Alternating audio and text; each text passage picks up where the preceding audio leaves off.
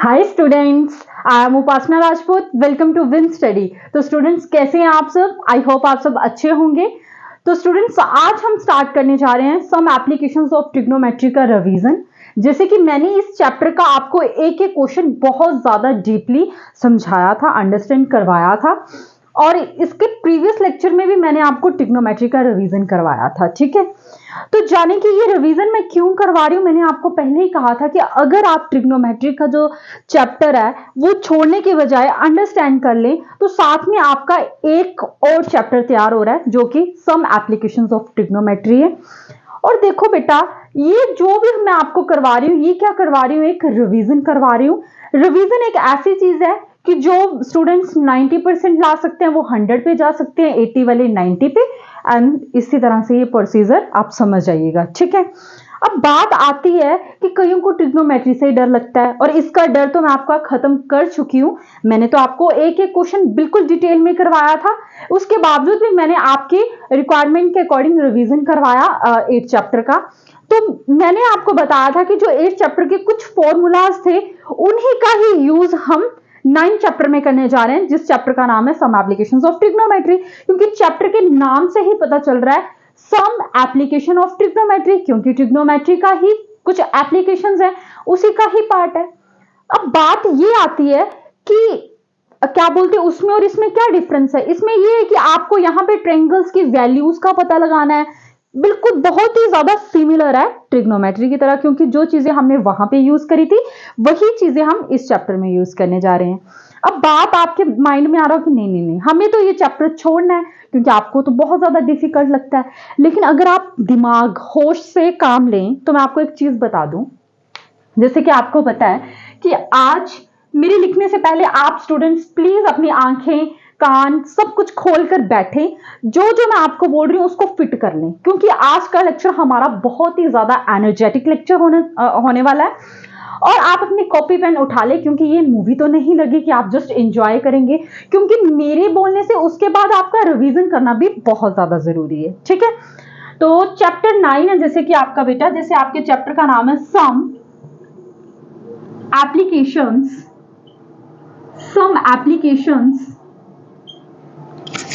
Of trigonometry. ठीक है, अब देखो बच्चे, यहां इस चैप्टर में क्या है, 16 क्वेश्चंस है, ओनली 16 क्वेश्चन। यानी कि ये तो चीज ऐसी है कि आपको बता दिया गया है कि इन 16 क्वेश्चन में एक क्वेश्चन तो आना ही आना है, डेफिनेटली आना ही आना है। तो आप ये 16 क्वेश्चन क्यों छोड़ के जा रहे हैं? और ऐसी भी बात नहीं है कि ये बहुत ज्यादा टफ चीज है। अब मैं आपको बताऊंगी कि आपको इस चैप्टर में नंबर कैसे लेने हैं, कैसे क्वेश्चन को रिवाइज करना है, कैसे इस वीडियो में आपको मैं सारा कॉन्सेप्ट, सारे फॉर्मूलाज क्लियर कर दूंगी। और मेरी इस वीडियो को देखने के बाद आपको जो कॉन्फिडेंस आने वाला है, जैसे मेरी वीडियो देखोगे ऐसे आपको फील होगा कि यस हमें आ गई, अब हमें ये चैप्टर छोड़कर जाना ही नहीं है। ठीक है, और अगर आप डिटेल में पढ़ना चाहते हो, अगर आप, तो वो भी मैंने एक एक क्वेश्चन करवाया, लेकिन ये जस्ट रिवीजन है। ठीक है, जिनको बहुत ज्यादा डर लग रहा है ट्रिग्नोमेट्री से, तो वो डर खत्म करना है, क्योंकि हुआ नहीं है ये। ठीक है, हलवा हलवा कर लेंगे। ठीक है, अब बात आती है इस चैप्टर में हम पढ़ने जा रहे हैं। सबसे पहले इंट्रोडक्शन में मैंने आपको एक चीज डिस्कस करवाई थी, एक था एंगल ऑफ एलिवेशन और एक था एंगल ऑफ डिप्रेशन। जैसे मान लीजिए ये एक पोल है, मान लो कोई पोल है ये, ठीक है, और यहां पे आप खड़े हैं स्माइली के साथ। ठीक है, अब देखो मैं बोल रही हूं आपको कि ये मैं सामने खड़ी हूं बेटा, ये मेरे सामने एक पोल है। ठीक है, तो जब मैं इस पोल को ऐसे देखूंगी, क्योंकि पोल तो मेरे से लंबा होगा ना, और आपको पता भी है कि आपकी टीचर हाइट कुछ खास लंबी तो नहीं है, कि इतनी लंबी तो नहीं है एटलीस्ट कि पोल जितनी पहुंच जाऊं, और किसी की भी नहीं होनी चाहिए इतनी। ठीक है, खैर जॉक है ये, ठीक है, माइंड मत करना। तो देखो, अब ग्रेट खली की भी इतनी नहीं होगी। ठीक है, माइंड में आ रहा होगा क्यों, ग्रेट खली की तो बहुत लंबी है, तो ऐसी चीजें नहीं लेकर आनी। ठीक है, अब देखो, अब आप ये पोल को देख रहे हो इस तरीके से, तो ये जो आपकी, जब आप उस पोल को देख रहे हो तो आपकी आंखें कोई एंगल बना रही होंगी। आप ऐसे ऊपर देख रहे हो इस तरीके से, जैसे मान लो आप line is sight। ठीक है, आप क्या देख रहे हो? अपनी आंखों से ऊपर देख रहे हो, ठीक है, देख रहे हो।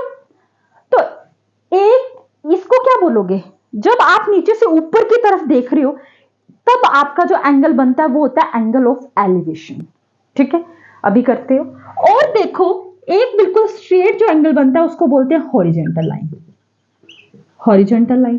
अब जो आपकी आंखों से ये पोल पे जो एंगल बन रहा है इसको भी तो कुछ होगा ही होगा। अब आपको कोई एंगल लेकर आपको कुछ समझ नहीं आ रहा क्या एंगल, कुछ नहीं, मैं आपको सिर्फ ये बता रही हूँ, थीटा नाम दे दिया मैंने। थीटा तो सुना था आपने ट्रिग्नोमेट्री में। थीटा क्या चीज है? कोई एंगल है जो एंगल आपको नहीं पता है, और वो थीटा कोई भी हो सकता है, 30 डिग्री, 45 डिग्री, 60 डिग्री, 90 डिग्री, यानी कि ट्रिग्नोमेट्री टेबल में था ना ये चीज। वहां पे एंगल ए बी सी लेते थे, बीच में हमने थीटा भी लिया है। उसी तरीके से ये भी क्या है, अब जो ये पोल है ये ऐसे हवा में तो नहीं हो रहा होगा ना, ये क्या है? तो ये कौन सा एंगल बन रहा है बेटा? Angle of elevation. Angle of elevation. नहीं फील नहीं आया मैम, बिल्कुल फील नहीं आया है ना। तो मैं दोबारा से बता रही हूं आपको। जैसे मैं खड़ी हूं ऐसे करके, मैं उस पोल को देख रही हूं, ठीक है। जैसे मान लो मैं इस पोल को देख रही हूं, तो मेरी आंखों से उस पोल के ऊपर, मेरी आंखें जब उस पोल को देख रही हैं तो एंगल बना रही हैं, कुछ कोई एंगल तो बना रही होंगी। तो मुझे नहीं पता मैं कितना एंगल बना रही हूं, तो मैंने थीटा लिख दिया। तो एक एंगल अगर मेरे ऊपर बन रहा है, तो एक अगर मैं ऐसे देखूं तो एक स्ट्रेट भी तो बनेगा, तो ये स्ट्रेट लाइन होगी, और इसी लाइन को हॉरिजॉन्टल लाइन बोला जाता है। ठीक है, आप यहां पे खड़े हैं, आप पोल की तरफ देख रहे हैं, तो यहां पे आप कुछ एंगल बना रहे हैं, लाइन इज साइड, और वो एंगल हमें मालूम नहीं तो हमने थीटा बता दिया, और ये हॉरिजॉन्टल लाइन बन गई। तो इसी चीज को जब आप नीचे से ऊपर की तरफ देखते हैं, that is angle of elevation. I repeat again, जब आप नीचे से ऊपर की तरफ देखते हैं तो आप क्या एंगल बनता है? Angle of elevation. I hope आपके दिमाग में ये बातें आई होंगी, फील आया होगा जो मैं आपको बताने की कोशिश कर रही हूँ। ठीक है, अभी तो बहुत मटेरियल, आपको बहुत कुछ बताना है, बस शांति से बैठे रहिए आप। ठीक है, जैसे फॉर एग्जाम्पल मैं आपको बता देती हूँ, ये आप हो और भाई आप, ओहो बड़ी बेकार ड्राइंग मेरी। आप इतनी गंदी सी बिल्डिंग में थोड़ी ना खड़े होंगे, है ना।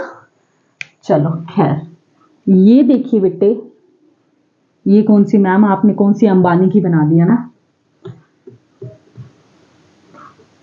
इस तरीके से। मान लो ये खिड़कियां भी लगी हैं, जो भी आप समझ लें। ठीक है, अब देखो आप इस बिल्डिंग पे खड़े हो, किस लिए? कूदने के लिए? नहीं, आप नहीं, आप इस बिल्डिंग के ऊपर खड़े हो, सिंपल, पहले ये समझो। ठीक है, अब देखो आपने, और ये बिल्डिंग है, ये जो हवा में तो नहीं होगी, नीचे ही होगी कुछ।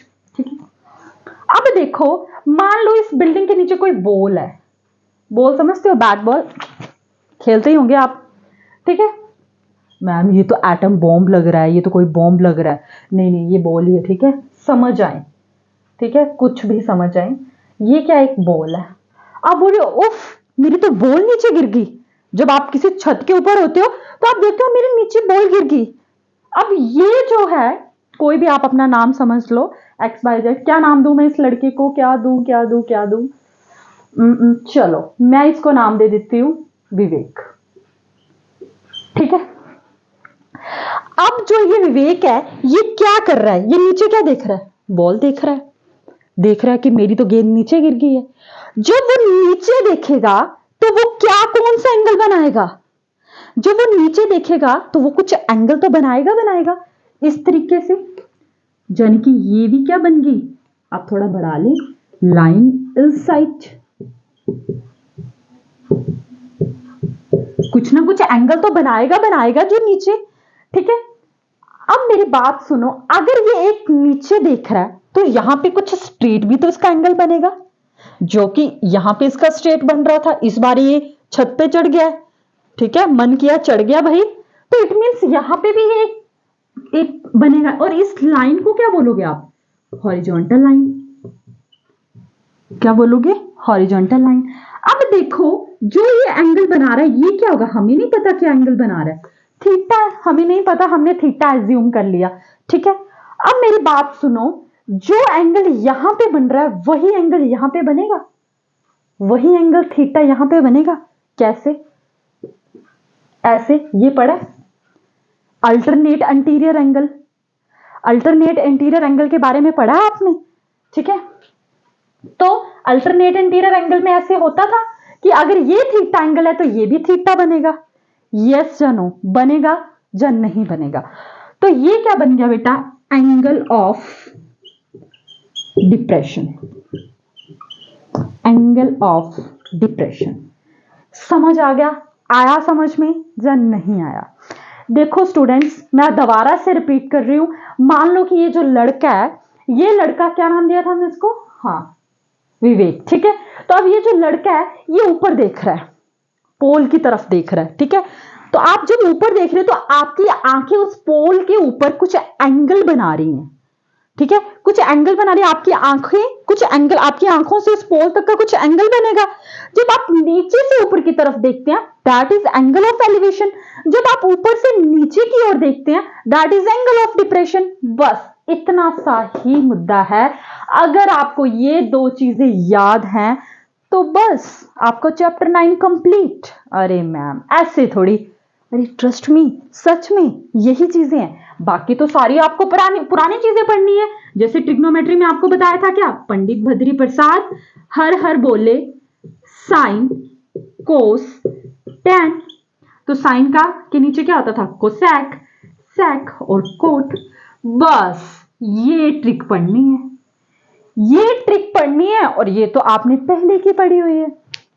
आपको बस ये और ये ही दिमाग में रखना है। नीचे से ऊपर एंगल ऑफ एलिवेशन, ऊपर से नीचे एंगल ऑफ डिप्रेशन। कैसे एंगल बनता है? अल्टरनेट इंटीरियर एंगल पता चल गया आपको, ठीक है। आपका देखना किसको? नहीं नहीं, आपको सिर्फ ऑब्जेक्ट को देखना, इधर उधर नहीं भटकना आपको। समझ आ गया? खैर, तो नोट कीजिए। इसके बाद मैं लगाती हूं क्वेश्चन कि आपको एग्जामिनर क्या ही डाल लेगा, कौन सा आपने उसकी जमीन हड़पी हुई है जो आपके साथ दुश्मनी निकालेगा, है? कौन सी दुश्मनी निकालेगा वो आपके साथ? अरे कुछ नहीं है। सबसे पहले तो मैं बिल्कुल इजी सा क्वेश्चन करवाऊंगी, लेकिन मुझे इतना भी पता है कि जब आप इजी क्वेश्चन हो चाहे टफ हो, लेकिन आप अंडरस्टैंड नहीं करती चीजों को। अगर आपने इजी क्वेश्चन को, मतलब आपको लगता है जिसका जो साइज में छोटा है क्वेश्चन वो इजी है, ऐसा कुछ नहीं है बेटा। बस अब मेरे साथ क्वेश्चन लगाते जाइए, ठीक है। तो करवाने जा रही हूं मैं आपको। फर्स्ट क्वेश्चन करते हैं। सबसे पहले आपका कॉन्फिडेंस इंक्रीज करने के लिए, उसके बाद अच्छे अच्छे क्वेश्चन करेंगे। और इंपॉर्टेंट नहीं, ऐसा कोई चीजें नहीं है। आपको लगता है जो पेपर में बार बार आ रहा है वो इंपॉर्टेंट है, ऐसे लगता है आपको, है ना? मेरे हिसाब से मेरी थोड़ी अलग थिंकिंग है, हो सकता है मैं गलत भी हूं। मुझे ऐसे लगता है कि जो बुक में क्वेश्चन आ गया वो कैसे नहीं इंपॉर्टेंट होगा, वो तो होगा ही ना। बस हमारा ये परसेप्शन बन जाता है कि जो चीजें रिपीट हो रही है वो इंपॉर्टेंट है। आपके सोचने का तरीका अलग है। क्या पता वो सालों से जो रिपीट हो रहा है वो इस बार ना ही, एग्जामिनर बोर हो गया वो चेंज कर दे। तो हम उसके assumptions का पता नहीं लगा सकते। हमें अपने दिमाग को अंडरस्टैंड करने कि यार कुछ भी आए हम पेपर फाड़ के आएंगे, ऐसे नहीं, ऐसे। समझ आया? ठीक है। Question number 1, a circus artist, a circus artist is climbing a 20-meter long rope which is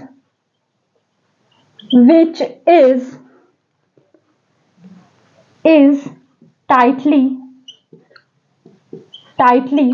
stretched, which is tightly stretched and tied from the top of a vertical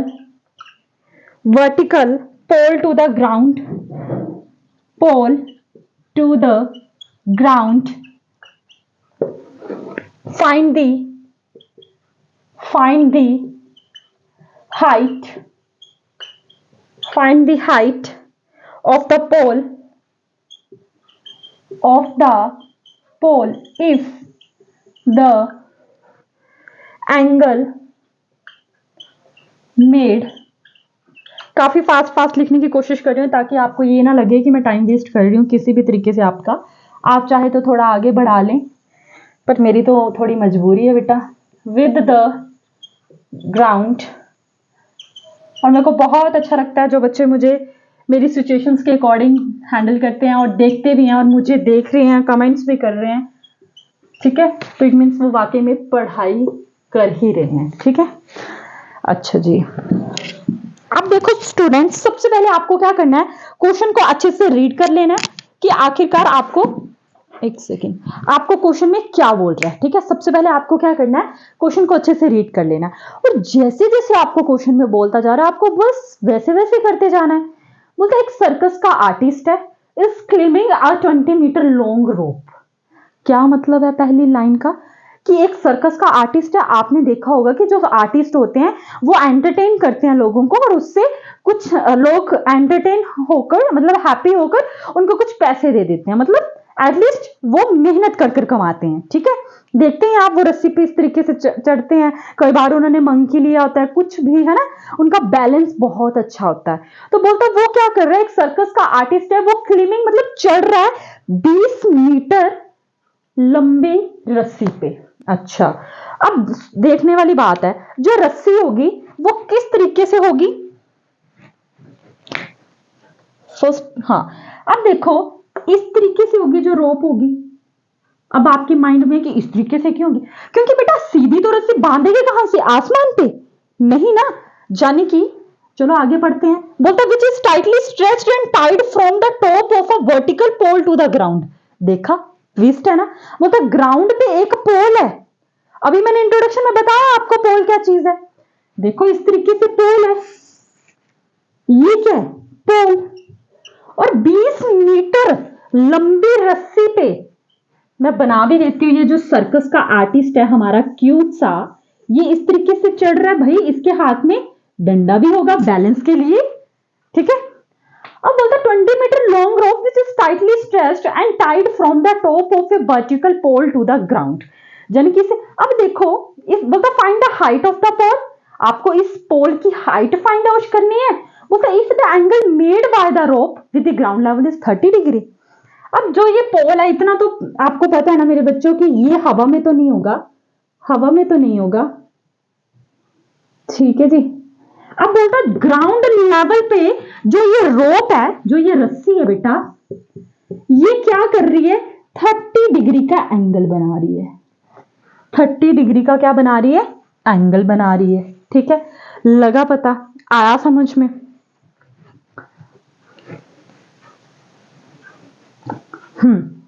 ठीक है, तो अब इसको परपेंडिकुलर मान लो, और ये आपका क्या आ गया, बेस, और ये आपका क्या हो गया, परपेंडिकुलर, और ये आपका क्या हो गया, हाइपोटेन्यूज। ऐसे ही होता है, ठीक है। और आपको क्या निकालने को बोला हुआ है, इसकी पोल की हाइट। तो सबसे पहले आप लिख लो इन, नाम दे लो इसको ए बी सी। अब देखो इन राइट, ये ट्रायंगल बन रही है तो लिख लो यहां पे in right angle triangle A B C. अब ए बी सी, मेरी बात सुनो ध्यान से, आपको दिया क्या क्या है, क्योंकि आपको जो दिया आपको उसकी हेल्प तो लेनी ही पड़ेगी, क्योंकि अगर आप वही चीजें सारी फाइंड आउट कर लोगे, जिसका कुछ आता पता नहीं है तो वैल्यू कैसे निकलेगी, तो कुछ तो करना ही पड़ेगा आपको, है ना। तो जो जो चीजें दी हैं पहले उस पर फोकस किया जाए। जैसे कि आपको पता है जो आपका एसी है वो एक रोप है और जिसकी लेंथ आपको 20 मीटर दी गई है, ठीक है। ए बी आपका पोल है जो कि आपको फाइंड आउट करने को बोला गया है, ठीक है। जाने की दिया क्या नहीं है और दिया क्या है। अब देखो परपेंडिकुलर क्या है आपका, ये ए बी, और ये आपको निकालना, आपको ये है और दिया आपको ये नहीं है, ठीक है। तो यहां पे लिख लो ए सी, ठीक है। ए बी कितना है, ये तो आपको हाइट निकालनी है पोल की, तो इसको ऐसे रहने दो। ए सी कितना है 20, यहां पे लिख दो 20। अब आगे क्या करें, क्या करें। अब मेरी बात सुनो, इधर देखो, ये क्या था आपका, जो ए बी था वो क्या था, परपेंडिकुलर, और जो ए सी था वो क्या थी आपकी, हाइपोटेन्यूज। अरे ये कहाँ आता है, ये कहाँ आता है, देखो, पंडित भद्री प्रसाद हर हर बोले, साइन कोस टैन, फिर कोसैक सैक कोट। ठीक है, अब मेरी बात सुनो, ये साइन है, ये कितना आ गया, परपेंडिकुलर अपॉन हाइपोटेन्यूज, यानी कि ये जो परपेंडिकुलर अपॉन हाइपोटेन्यूज है, जो ये यहां पे 30 डिग्री एंगल बना रहा है, ये कौन सा बना रहा है, साइन 30 डिग्री एंगल बना रहा है। समझ आया मैं आपको क्या, कैसे एंगल्स मेजर करने हैं, कैसे चीजों को पता लगाना है, लगा पता। साइन 30 डिग्री कैसे बना, क्योंकि परपेंडिकुलर अपॉन हाइपोटेन्यूज क्या होता है, साइन 30 डिग्री होता है। ठीक है, और ऐसे ही आपको पता लगाना है कि यहां पे साइन आएगा, कोस आएगा, कि यहां पे जो ग्राउंड लेवल पे जो एंगल बन रहा है वो एंगल कौन सा बन रहा है। ठीक है, बस अब तो क्वेश्चन कुछ खास है ही नहीं। Height upon 20 is equal to 1/2, cross multiplication कर दीजिए, 2h is equal to 20, h is equal to 20/2, 2 1 जा 2, 2 10 जा 20, हाइट कितना आ गया, 10 आ गया। यानी कि जो पोल की हाइट थी वो कितनी थी, 10 मीटर। कितनी थी बेटा, 10 मीटर। तो आप लिख सकते हैं height of pole h is equal to 10 metre. अब माइंड में क्वेश्चन आ रहा है, नहीं भी आ रहा तो मैं बताना चाहती हूं कि जो चीज हमें कैसे, आप मैम हम तो ऐसे भी लिख सकते थे AC अपॉन AB, हम तो ऐसे भी कर सकते थे 20/H, कर सकते थे, कोई इसमें वो नहीं है कि आपको यही करना है। हो सकता है आपको पेपर में ना याद रहे कि ये तो हमने ऐसे क्वेश्चन किया था, तो क्या करोगे, यही तो आपको मैंने हटाना है कि क्रैमिंग से कैसे बचना है। बेटा मान लो आप ऐसे लिख देते हाइपोटेन्यूज अपॉन परपेंडिकुलर, अगर आप ऐसे भी लिख देते तो क्या आता आपका AC अपॉन AB, पर तब 20/H, सॉरी अभी निकाल रहे हैं ना, और ये 30 डिग्री एंगल था, तो देखो बोला H अपॉन P कहां आ रहा है, कोसैक में आ रहा है, कहां आ रहा है, कोसैक 30 डिग्री आ रहा है। और आपको पता है कोसैक 30 डिग्री की वैल्यू क्या होती है, अरे साइन का उल्टा कोसैक है, तो आंसर तो तब भी सेम आएगा, आंसर तो तब भी सेम आएगा हमारा। ठीक है, तो करिए नोट इसको।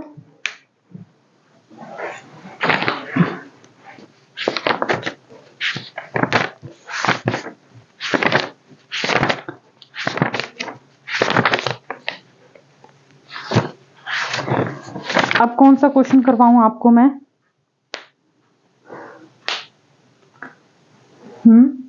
कौन सा मतलब कौन सा ऐसा क्वेश्चन है कि जो आपको लग रहा है कि आपको टफ लगेगा। 13 क्वेश्चन करवाते हैं, ठीक है, चलो नोट हो गया, समझ आया मैंने ये क्या कैसे किया। देखो बेटा, अगर आप हाइपोटेन्यूज अपॉन परपेंडिकुलर भी करते तब भी कोसेकेंट 30 की वैल्यू क्या है, ये देखो 20/H, और कोसेकेंट की क्या होती 2/1 कर देते। ठीक है, समझ आ गया कैसे करना है। चलो, यानी कि साइन का उल्टा क्या है, कोसैक ही तो है, तो तब भी सेम ही आती वैल्यू। तो आप चाहे हाइपोटेन्यूज अपॉन परपेंडिकुलर करते, चाहे आप परपेंडिकुलर अपॉन हाइपोटेन्यूज करते, तब भी आपका जो आंसर है बेटा वो क्या आता, सेम ही आता। लगा पता।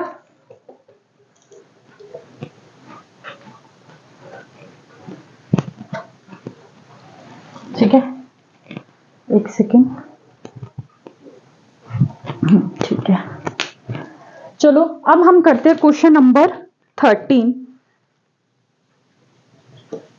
क्या पता जो क्वेश्चंस मैं करवा रही हूं इसमें से कोई क्वेश्चन आ जाए। As observed from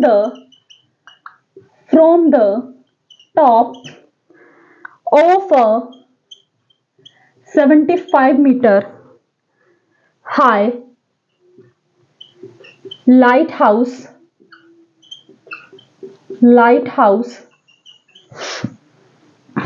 from the sea level,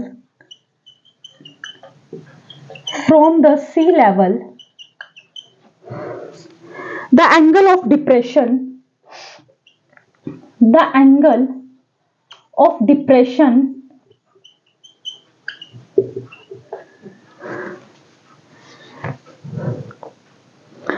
of two ships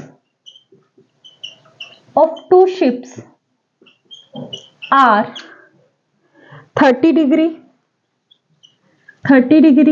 and 45 degree if one ship is exactly behind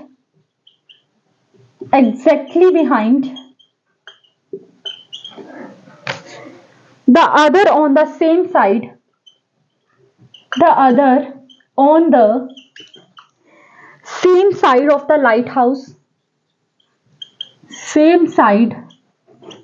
of the lighthouse, find the distance between two ships.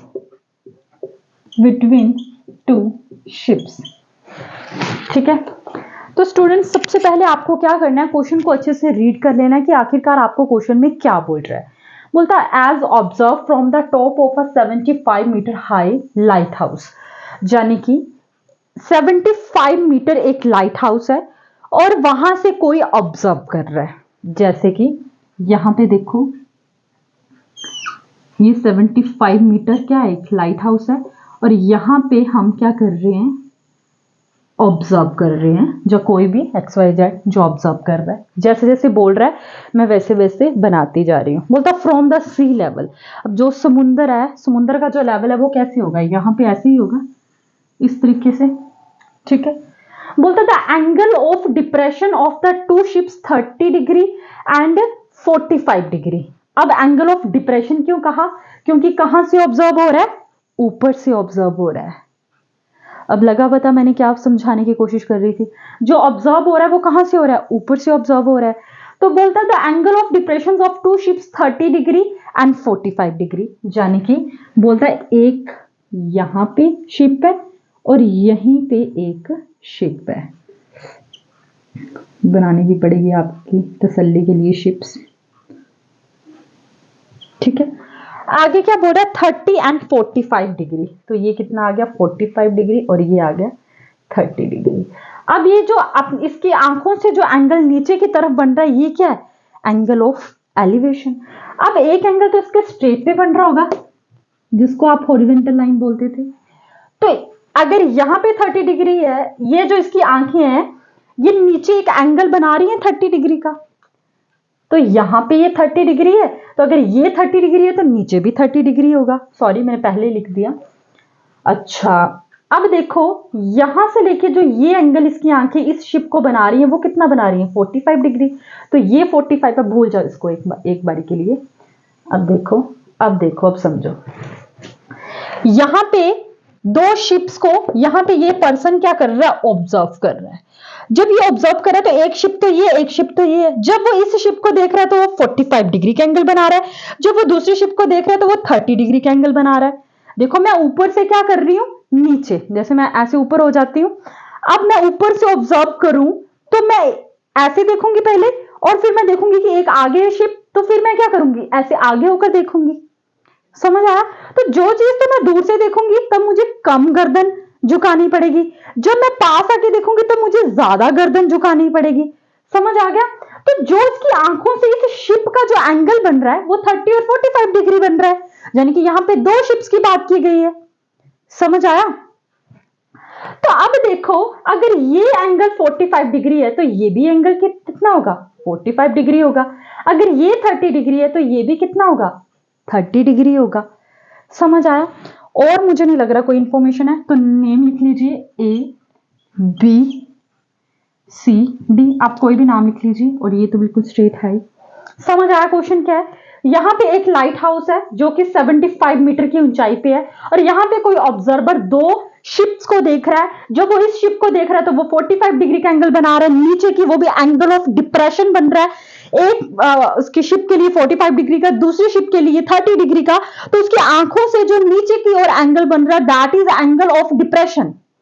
ठीक है, बोलता है if one ship is exactly behind the other on the same side of light house, बोलता है exactly उसके पीछे है, मतलब ये भी नहीं कि इधर उधर, समझ आ गया, तो वैसे ही बनाइए फिगर।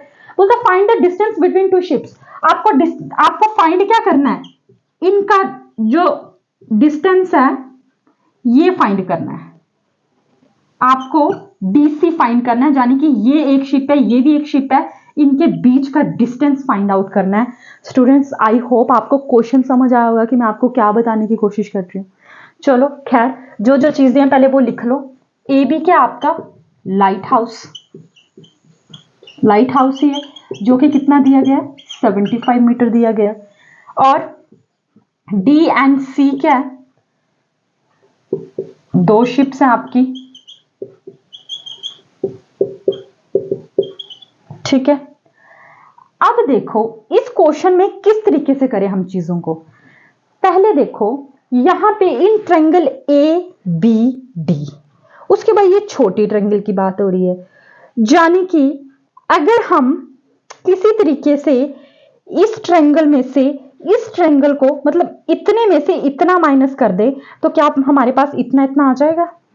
यहां पे देखो क्या आपको चाहिए, क्या डीसी, आपको इतना इतना चाहिए। अगर आप डी बी में से माइनस कर देंगे बी सी, अगर आप इतने में से इतना माइनस कर दें तो आपके पास इतना आ जाएगा। तो जाने कि आपको सबसे पहले किसकी तलाश है, इस डीबी की, आपको ये डीबी निकालना पड़ेगा, ये डीबी ही निकालना पड़ेगा आपको। ठीक है, और उसके बाद आपको क्या निकालना पड़ेगा, बीसी निकालना पड़ेगा, बीसी निकालना पड़ेगा। और आपको पता चल रहा है कि इन दोनों ट्रायंगल्स का जो परपेंडिकुलर है, इन देखो जहां पे जो एंगल टच होता है वही क्या होता है, बेस होता है। और यहाँ ये क्या है, ये तो परपेंडिकुलर है, यानी कि दोनों ट्रायंगल्स का जो बेटा परपेंडिकुलर है वो तो सेम है, यानी कि एक हमें पता है एक हमें पता नहीं है, तो हम पता लगा लेंगे। लगा पता, जो चीज हमें पता नहीं है और जो पता है उससे हम क्या वो पता लगा लेंगे जो नहीं दिया गया। चलो, बोलता है in right angle triangle A B D, A B D, तो देखो आपको जो पता है वो देखो क्या परपेंडिकुलर पता है, आपको बेस नहीं पता, यानी कि ए बी आपका क्या है परपेंडिकुलर, बेस क्या आपका बी डी, बी डी है। ए बी कितना दिया गया 75 अपॉन बी डी कितना दिया गया, अरे इसी का तो सारा रोला है। अब देखो परपेंडिकुलर अपॉन बेस, दोबारा से आ जाओ, पंडित भद्री प्रसाद हर हर बोले, साइन कोस टेन, तो साइन क्या आपका परपेंडिकुलर अपॉन हाइपोटेन्यूज, तो इट मींस ये तो कैंसिल हो गया, ये क्या है परपेंडिकुलर अपॉन बेस, तो हर बार साइन ही थोड़ी आएगा, ये तो मैं आपका सेंस ऑफ ह्यूमर चेक कर रही थी, तो क्या आ गया ये परपेंडिकुलर अपॉन हाइपोटेन्यूज होता है, यानी कि इस बार जो उसका एंगल ऑफ डिप्रेशन बन रहा है, जो एंगल बन रहा है वो कितना बन रहा है, ये बड़ी ट्रायंगल की बात हो रही है, तो बड़ी ट्रायंगल कितना एंगल बना रही है 30 डिग्री का एंगल बना रही है, तो ये कितना आ गया tan 30 डिग्री। ठीक है जी, अब 75 अपॉन बी डी, tan 30 कितना होता है 1 अपॉन √3 कर लो, तो बी डी की वैल्यू कितनी आ गई 75 √3। ठीक है, समझ आया, बोर तो नहीं हो रहे, मैं इसको इरेज कर रही हूं।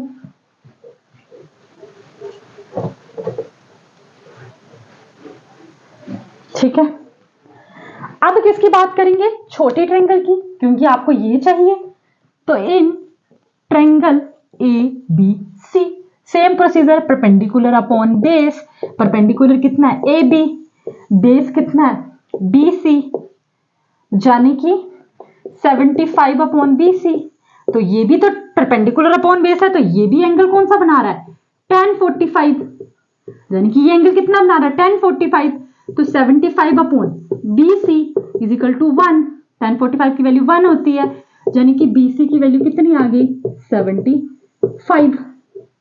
ठीक है, आपको चाहिए क्या डीसी, ये आ गया आपका डीसी, तो देखो डी बी कितना है, सॉरी बी डी एक ही बात है, तो 75 √3 माइनस 75, ठीक है 75 कॉमन ले लिया, अंदर क्या बचा √3 माइनस 1, आगे 75 √3 की वैल्यू कितनी होती है 1.73 माइनस 1, इतना तो पता ना √3 की वैल्यू क्या होती है, नहीं पता तो अभी लग जाएगा आपको पता, मतलब दिमाग में बिठा लो ये चीज।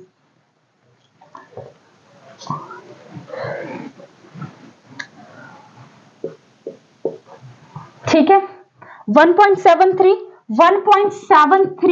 में से 1.732 होता है वैसे तो, आपकी मर्जी आप क्या लेना चाहते हैं, 2 में से अब क्या आ जाएगा, ये माइनस क्या करना है 1, तो ये कितना आ गया 0.732, आप इन दोनों को जब मल्टीप्लाई करेंगे आ जाएगा 54.900 मीटर।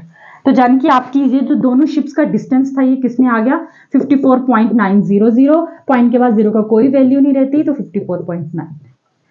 ठीक है मैं दोबारा से रिपीट कर रही हूं किस तरीके से एंगल लिए जा रहे हैं।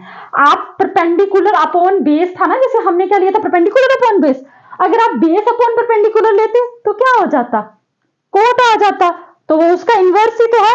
ये चीज तभी तो कह रही थी कि आपको ट्रिग्नोमेट्री पढ़ना बहुत ज्यादा जरूरी है। ट्रिग्नोमेट्री रेशियो में आपने पढ़ा था कि tan का उल्टा कोट होता है, तो आंसर तो तब भी सेम आता। तो आपको मैं आपको सिर्फ ये ऐसे क्वेश्चंस मैंने आपको बहुत करवाए हैं, लेकिन आज मैं आपको कुछ इंपॉर्टेंट चीजें बता रही हूं जो आपको अपने दिमाग में घुसा लेनी है कि आपको किस तरीके से पेपर अटेम्प्ट करना है। समझ आया? आपको कोई भी क्रैमिंग करके नहीं जाना कि नहीं इस क्वेश्चन में हम परपेंडिकुलर अपॉन बेस लेंगे या बेस अपॉन परपेंडिकुलर लेंगे, आपको ये सारा कुछ नहीं सोचना। आपको अब मैं मेन पॉइंट्स आपको दोबारा से रिपीट करवाने जा रही हूं। अब शांति से कॉपी पेन को एक बारी साइड में रख दो, सिर्फ मुझे सुनो, सिर्फ मुझे सुनो। इस चैप्टर में हमने क्या बात करी, एक तो एंगल ऑफ एलिवेशन के बारे में और एक एंगल ऑफ डिप्रेशन के बारे में, ओके। एंड तीसरा क्या, आपने ट्रिक जो पंडित भद्री वाली ट्रिक है, प्लस आपको इन्वर्स रेशो का पता है, जो कि ये सारे फॉर्मूलाज आपने ट्रिग्नोमेट्री में यूज किए हैं।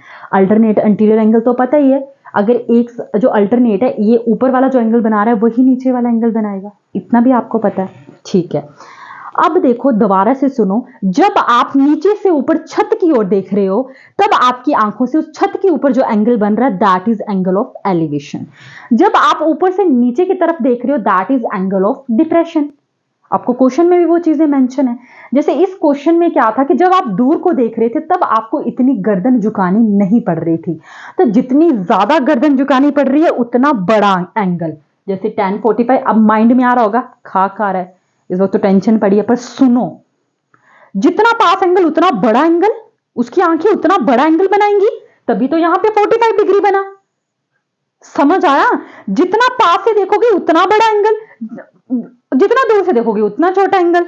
देखो ऐसे करने के लिए, जैसे मैं हूं ऐसे देखने में मुझे ज्यादा गर्दन झुकानी पड़ रही है नीचे देखने के लिए, अगर मुझे सामने सीधे से देखा तो मैं ज्यादा गर्दन क्यों झुकाऊंगी? तो जितना पास से एंगल उतना बड़ा एंगल, जितना दूर से एंगल उतना छोटा एंगल। समझ आ गया क्वेश्चंस को कैसे करना है? और सबसे इंपॉर्टेंट बात, एंगल कैसे लें। कोई आपको जो चीज निकालनी है और जो चीज आपको दी है, बस दोनों का कॉम्बिनेशन लेकर चलना है। मान लो आपको कोई चीज, जैसे इस क्वेश्चन में भी हमने यही किया, आप चाहे जो चीज नहीं निकालने को, जो चीज आपको दी है चाहे उसको ऊपर रख लो और जो निकालनी है उसको नीचे रख लो, या फिर जो आपको जो निकालना है उसको ऊपर रख लो, या फिर आपको जो नहीं निकालनी, मतलब कुछ भी कर लो। अगर आप, जैसे अभी ये tan आया था, अगर मान लो आप उल्टा कर देते, जैसे कि ये ऊपर ना रखने की बजाय ये ऊपर रख देते, तो क्या आ जाता, कोट आ जाता, इनवर्स रेशो ही तो आता, मतलब उसका उल्टा ही आ जाता। समझ आया मैं आपको क्या बताने की कोशिश कर रही हूं? तो आंसर तो तब भी सेम आता। अब माइंड में मैक्सिमम सीधा सीधा लेने की इसलिए ट्राई करते हैं लोग, क्योंकि इनवर्स रेशो में जो सीधा आ रहा है बस लोग उसी में कुछ, मतलब ठीक है sin 30 की वैल्यू इजीली याद रहती है, सबका अपना अपना कंफर्ट जोन और प्रैक्टिस है कैसे, पर मैं आपको ऐसे बोल रही हूँ कि ये कोई फिक्स नहीं है, क्योंकि कई क्वेश्चन में वो चीज ऊपर होगी जो आपको दी है तो आपको लगेगा आपको क्रैमिंग, इसीलिए तो आपको ये चैप्टर टफ लगता है। समझ आया मैं आपको क्या बता रही हूं? लगा पता? आई होप आपको फील आया इस लेक्चर से, आया फील या नहीं आया? अगर कोई डाउट है तो पूछो। या फिर एक क्वेश्चन और करवा देती हूँ, रुको, करो इसको नोट करो।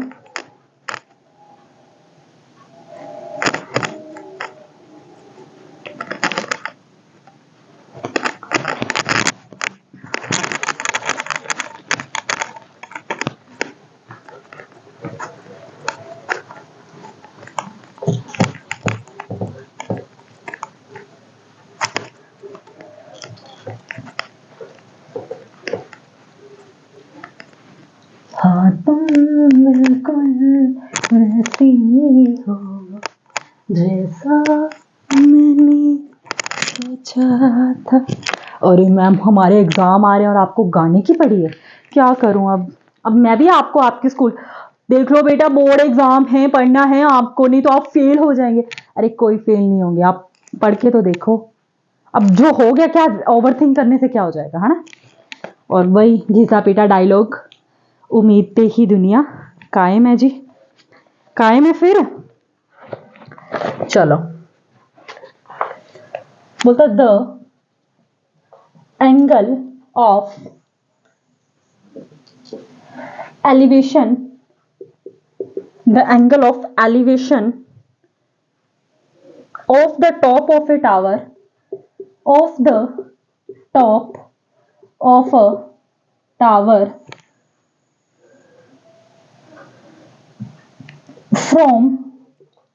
a from a point on the ground, point on the ground which is 30 meter, which is 30 meter away from the foot, away from the foot। अब ये क्वेश्चन आप खुद ट्राई करेंगे, खुद, ठीक है, क्योंकि मैं नहीं करूंगी।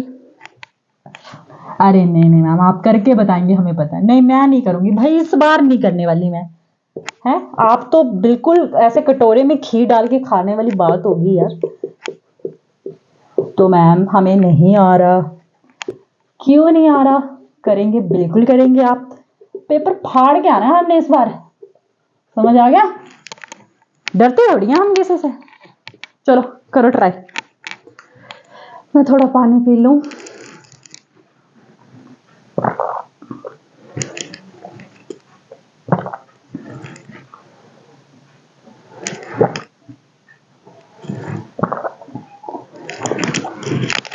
अरे मैम हम तो चले भागने, रुको इधर ही रुको, मत भाग जाइयो।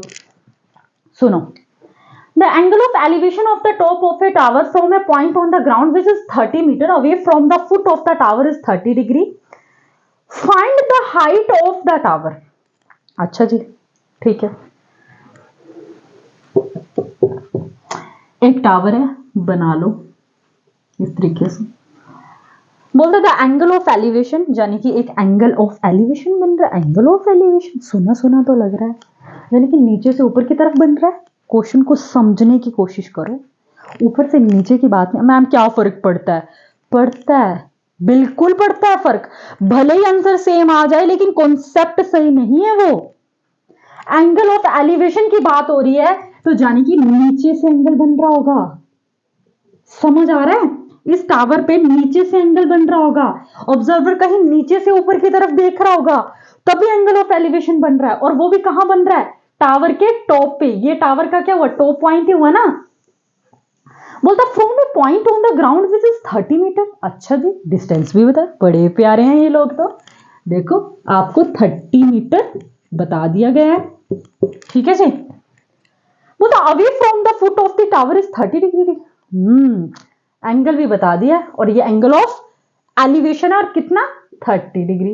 बोलता find the height of the tower. बस हलवा क्वेश्चन, ऐसे क्वेश्चन आएंगे, देखना इसमें से एक क्वेश्चन आ जाएगा। और ये मैम नहीं आया तो आपको पकड़ेंगे अरे इसके जैसे आएगा, डोंट वरी। जाने कि आपको ये निकालनी है ए बी सी, जाने कि आपको हाइट निकालनी है टावर की। चलो निकालें फिर। In triangle A B C, A B आपको क्या है, हाइट ऑफ टावर, ये आपको निकालना है। और BC कितना दिया है 30 मीटर। यही इंफॉर्मेशन गिवन है। चलो बताया ही है क्या, परपेंडिकुलर अपॉन बेस, परपेंडिकुलर ही हुआ ना, ये परपेंडिकुलर है और यहाँ पे थीटा टच होता है, वो बेस होता है। दोबारा से सुन लो, ये इंपॉर्टेंट चीज है, ये मैंने ट्रिग्नोमेट्री में भी बहुत बार बताई थी। जो जिससे ये टच मैम ये तो हाइपोटेन्यूज है ना यार, ये तो पता चल रहा है आपको, इसके साथ टच हो रहा तो वही आपका बेस होगा, सामने वाला क्या होगा परपेंडिकुलर होगा। दोबारा से सुन लो, जहां पे एंगल टच होता है ये क्या आपका बेस और सामने वाला क्या होता है परपेंडिकुलर, तो आपको ये भी मेन लाइन ऐड कर लेनी है, ठीक है। तो परपेंडिकुलर अपॉन बेस यानी कि AB अपॉन BC, ठीक है जी। और AB कितनी, AB तो हाइट निकालनी है आपको टावर की, और BC कितना है 30। अब देखो, पंडित भद्री प्रसाद हर हर बोले साइन कोस tan, परपेंडिकुलर क्या है परपेंडिकुलर अपॉन हाइपोटेन्यूज, यानी कि जो ये एंगल बन रहा है वो कितना बन रहा है साइन 30 डिग्री, है ना। सेम ही रोल हो रही है। h upon 30 is equal to sine 30 1/2, cancel cross multiplication, ये आ गया 2h is equal to 30, h is equal to 30 upon 2, 2 1 2 2 15 30, तो कितना आ गया, अरे अरे अरे अरे नो नो नो नो, देखा जल्दबाजी में मैं गलत कर गई। क्या कर गई मैं, यहां पे देखो परपेंडिकुलर, सॉरी, देखो परपेंडिकुलर अपॉन हाइपोटेन्यूज था, लेकिन आप ले क्या रहे थे परपेंडिकुलर अपॉन बेस। इस क्वेश्चन में आपको करना क्या था, परपेंडिकुलर अपॉन बेस लेना है।